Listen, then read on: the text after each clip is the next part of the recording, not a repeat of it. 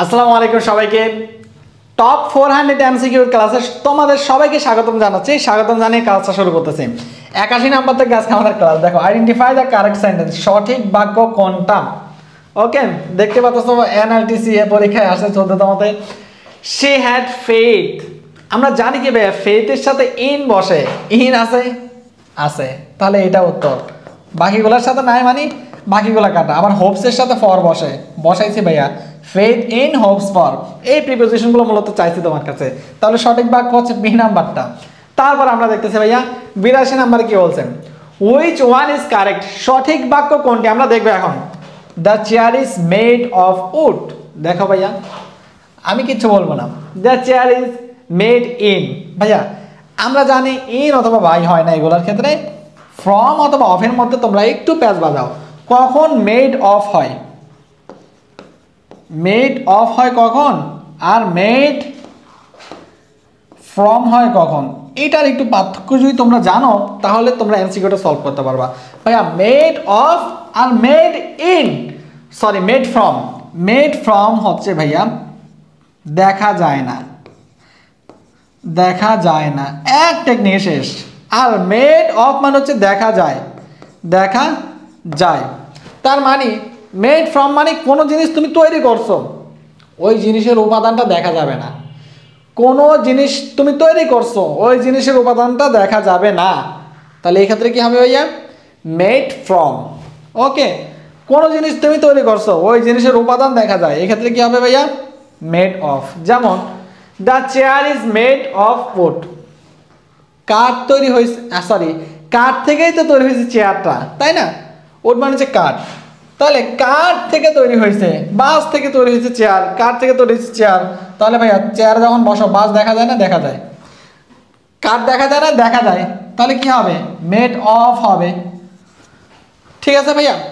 যদি বলতাম ভাইয়া দ্য পেপার ইজ মেড, তখন কি বলতাম, ফ্রম বলতাম। কেন ভাইয়া, পেপার তৈরি করা হয়েছে উড দিয়ে, বাট তুমি কি পেপারে যখন লেখো বাঁশ দেখো না ভাইয়া, তুমি পেপার দেখো, তুমি অনুমানই করতে পারো না। অনেকে জানেই না বাঁশ থেকে তৈরি করা যায় কাগজ, কাঠ থেকে তৈরি করা যায় কাগজ, অনেকে জানেই না এগুলো। ঠিক আছে ভাইয়া, না তাহলে এই ক্ষেত্রে কি দিব আমরা, এই ক্ষেত্রে দিব মেড ফ্রম, যদি উপাদানটা দেখা না যায়, আর উপাদানটা দেখা গেলে মেড অফ হবে। ওকে, তাহলে আমাদের এই নাম্বারটা উত্তর। তারপর আমরা দেখতেছি 83 নাম্বারে কি বলছে, choose the right sentence. Okay okay, I don't know who is he. বা ডাব্লিউ এস ওয়ার্ড মাঝখানে, মাঝখানে থাকলে এরপরে সাবজেক্ট প্লাস ভার হবে, আগে ভার কেন দিচ্ছে বাদ। এটা হতে পারে, হতে পারে, হতে পারে। তারপরে দেখো they have gone picnic, they have gone picnic. ভাইয়া এ পিকনিক হবে, সোজা বাংলা কথা কি ভাইয়া, এ পিকনিক হয়, অনলি পিকনিক হয় না।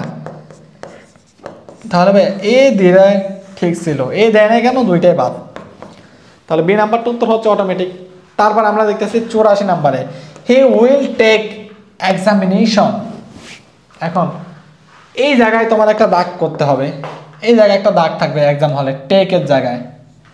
পরীক্ষা দেওয়া অর্থে ভাইয়া টেক বসে না, কি বসে ভাইয়া, আপিয়ার শব্দটা বসে।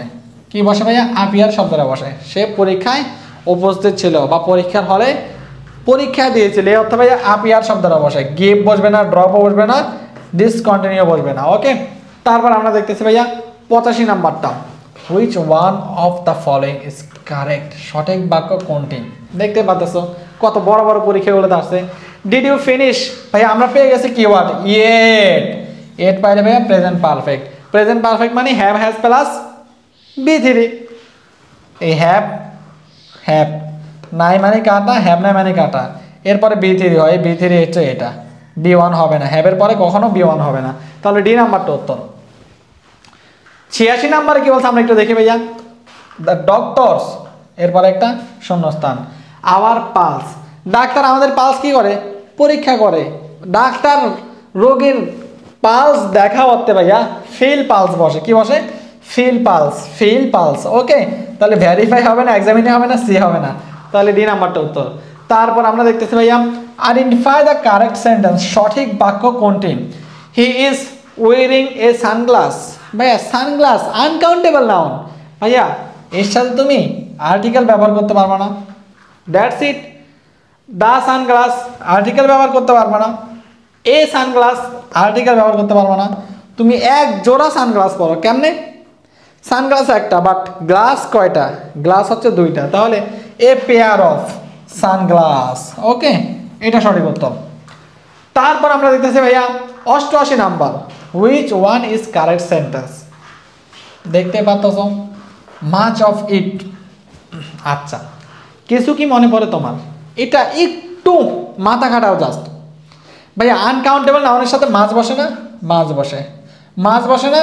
মাছ বসে। তাহলে মেনি ফিউ কাউন্টেবলের সাথে এটা বাদ। কেন ভাই আমি আনকাউন্টেবলের কথা বলছি ভাইয়া? এইটা দেখে মেনি ফিউ দ্বারা ভাইয়া অনেক বোঝায়, অনেক না অনেক বোঝায়, বাট কাউন্টেবল আনকাউন্টেবল বলতে তো একটা ব্যাপার স্যাপার আছে ভাইয়া। আনকাউন্টেবল নাউন এই ক্ষেত্রে তো ভাইয়া ইট বসতে পারে, ইটও তো সিঙ্গুলার আনকাউন্টেবল নাউনের সাথে বসে। তাহলে এখানে কি মাচ অফ ইট হবে, এরপরে আর হবে নাকি ইজ হবে? ভাইয়া ইট আনকাউন্টেবল নাউন হইলে, ইট যদি সাবজেক্ট হয় তখন কি হবে? মাচ অফ ইট, অনেক কিছুর মধ্যে এটা, অনেক কিছুর মধ্যে এটা, তাহলে একটা জিনিস, তাহলে সিঙ্গুলার সাবজেক্ট, তাহলে ভার্ব কি হবে? সিঙ্গুলার হবে। অনেকে মাছ দেখে লাভ দিয়ে হুট করে আর দিয়ে দিবা, বাট এখানে যে ইট আছে খেয়াল করো, মাচ অফ ইট অনেকগুলোর মধ্যে এটা, অনেকগুলোর মধ্যে এটা, তাহলে ভাইয়া এটা হচ্ছে সাবজেক্ট। ঠিক আছে ভাইয়া, তাহলে এ নাম্বারটা উত্তর হবে, ইজ হবে। তারপরে দেখি আমরা সিলেক্ট দ্য কারেক্ট সেন্টেন্স। দেখতে পাচ্ছ দ্য জুরি ওয়াজ, ভাইয়া জুরি হচ্ছে কালেকটিভ নাউন। কোন নাউন? Collective noun. আনঅ্যানিমাস দ্বারা ঐক্যমত বোঝায়। কি বোঝায়? ঐক্যমত। ভাই ঐক্যমত বোঝালে ভাই ওয়াজ হবে, ওয়ারের কোনো খানা নাই। দ্যাটস ইট, সিম্পল সমাধান। 90 নাম্বারে আসি আমরা।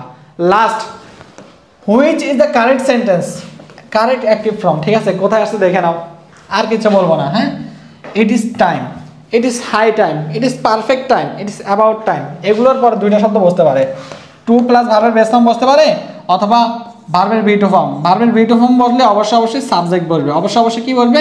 আগে সাবজেক্ট বসবে। তাহলে it is time, time the, it the shop, time to shut up, এটা তো সেন্টেন্সের মধ্যে বলো না। ইট ইজ টাইম, এরপরে শার্ট হতে পারে, to shirt, it is time to the shop. ভাইয়া এটা তো মিলে না, তাহলে আসো ভাইয়া বি হতে পারে, ডি হতে পারে। It is time, high time, perfect time, about time. ভাই শাট ডাউন বলি না আমরা, বন্ধ করাতে শাট ডাউন বলি, এখানে দেখো ডাউন নাই, তাহলে ডাউন আছে কোন জায়গায়? এই জায়গায়, তাহলে এটা উত্তর।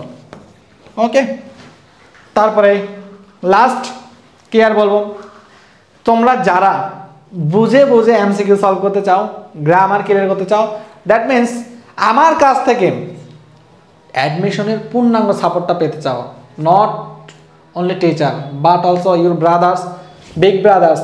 ওকে, তোমার বড় ভাই মনে করতে পারো, বড় ভাই যেভাবে একজন ছোট ভাইকে ধরে ধরে বোঝায় সেভাবে আমি বোঝানোর ট্রাই করবো ইনশাল্লাহ।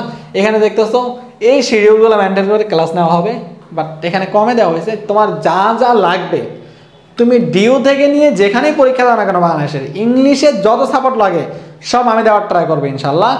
মাত্র 599 টাকা ভর্তি হতে পারবো। বাট একটা কথা আছে, কথা হচ্ছে যারা আমার এই ভিডিওটা দেখে ভর্তি হওয়া তাদের জন্য আরও 100 টাকা ডিসকাউন্ট, মাত্র 499 টাকা ভর্তি হতে পারবা ইনশাল্লাহ। জাস্ট এই নাম্বারে হোয়াটসঅ্যাপে ভাইয়াকে মেসেজ দেবা, এই নাম্বারে বিকাশ অথবা নগদে 499 টাকা সেন্ড মানি করে ভাইকে বললে ভাই অ্যাড করে দেবে ইনশাল্লাহ। সবাই ভালো থাকো, সুস্থ থাকো, ভাইয়ের জন্য দোয়া করিও যেন নেক্সট ক্লাসগুলো কন্টিনিউ করতে পারি। ভালো থাকো, সুস্থ থাকো, আল্লাহ হাফেজ, আসসালামু আলাইকুম ওয়া রাহমাতুল্লাহি ওয়া বারাকাতুহু।